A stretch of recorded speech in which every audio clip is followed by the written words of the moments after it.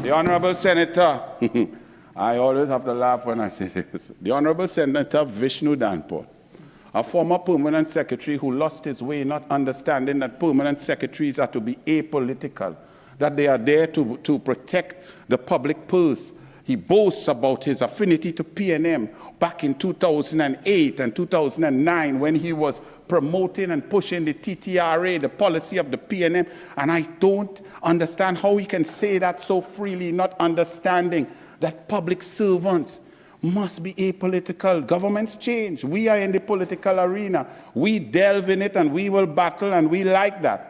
But a public servant, especially one as qualified and as brilliant as the Honorable Vishnu Danpal, for you to admit that while you are permanent secretary, you are PNM, that hurts me in my heart, in my soul, and that's why the country is in a mess. Because others like you also see your colleague who you worked with in the Ministry of Finance, the most powerful ministry, the Honorable Alison Lewis, as we lost government in 2015 September by spurious means, but we won't discuss that now. Apansa, she went onto the board of the PNM Port Authority. She also went on the board of Republic Bank. She also, after having advised the previous government that Nikwan and those assets of World GTL were of no good and it was a bad debt, she went on a board of Nikwan and got the assets from the PNM. This is why our country is in a mess. So I've heard the words uttered by Senator Atz and Senator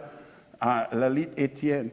Fairness, equity, impartiality, opportunity, living out the words of the Constitution. Let me tell you, Honorable Senator Lalit Etienne, it's not Christmas decoration.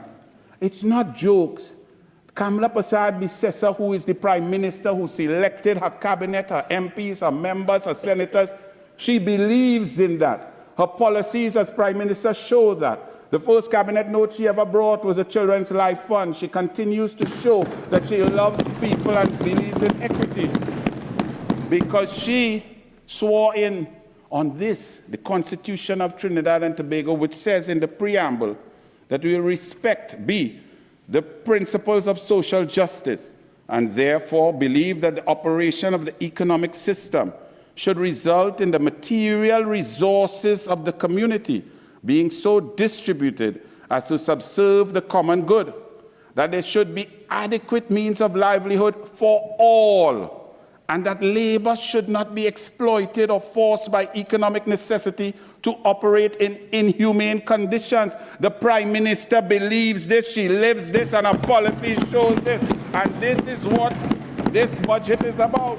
So anyone who comes to pretend that this Prime Minister is on fluff, like the PNM who came here, and every minute it's arrogance, it's gallery, it's laughing, it's dishonesty. They cannot even account for the money. The Auditor General, an independent institution, could not formulate an opinion on the PNM's accounts for 2 years straight. And they have the audacity to come here and criticize a government just in coming. And the Honorable Vishnu Danpal, who was there, who is of finance, will stand here and tell us about what he believes is going wrong and the debts and so on. But you will have a great understanding because you knew better than anybody what was being obfuscated, what was being hidden from the population. We hide nothing from the population, but we will fix it. We're not afraid. We have the wherewithal. You see, the problem with the PNM is that they take their level of incompetence and cast it upon others. Let me assure you, Honorable Senator Danpal, that ministers here in the different spheres are very qualified. They've earned their position through hard work, education, discipline, punctuality, and the ability to be creative. We don't select people just because we like them or they went to the right place at the right time. We don't select people who fail in mathematics. We don't select people who take 6 subjects and fail 5 and boast about it. We have brilliance across the board. So while you can't see the diversification that will come because your shades are dark and it's colored by your colleagues who are incompetent, I can tell you the revenue streams that are going to be increased will create a difference, will create greater tax revenue, will create opportunities across the board. You sat in a government, I know you only got a kobo sweat of a month, but before that, since 2015, sport tourism is Trinidad and Tobago.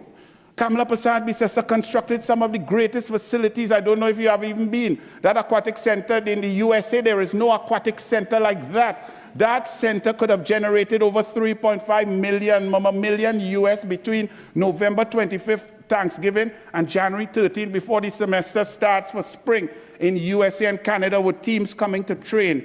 But do you know what PNM did? Sat down. All the eggs in a dragon basket.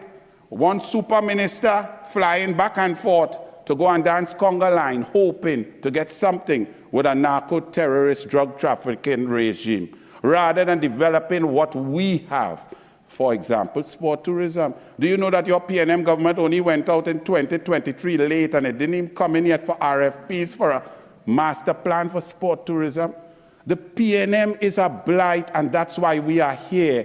This government is not and cannot be compared to what the PNM does. So anybody analyzing this budget presentation with a lens of the PNM is woefully inadequate, because you have to be able to walk and chew gum.